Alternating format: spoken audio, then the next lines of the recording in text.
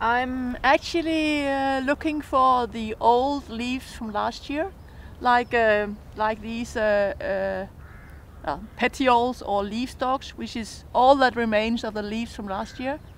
And I'm looking for them to be completely black, which is a sign that the invasive fungus is here. Ook deze bjem bij Mantgem ontkomen net onder ziekte. De skimmel die door de wien oerbracht wordt, zorgt voor lange, kele takken en zwarte bladen in de simmer.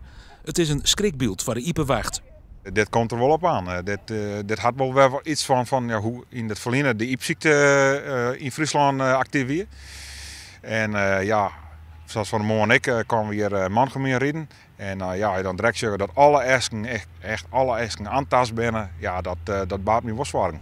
En daarom is de Joet en de expert meeting met onder andere de Deense zaakkundige Iben Thompson. Want gemeentes en natuurorganisaties hebben nog geen idee hoe je ontaarste bjem het beste aanpakken kunnen.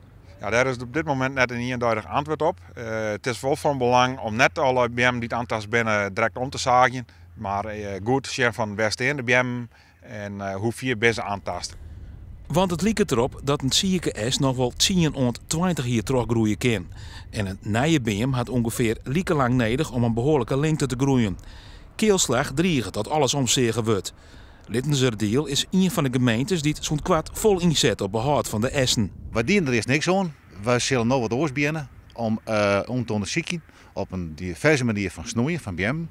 Dat wij de sapstroom stimuleren kunnen in de hoop dat die skimmel verdreven wordt. We moeten die bjem als het ware stimuleren om weer te groeien. Het kan nevens de zaakkundigen nog wel jaren worden voordat de essen in Friesland weer verslaan zo'n binnen.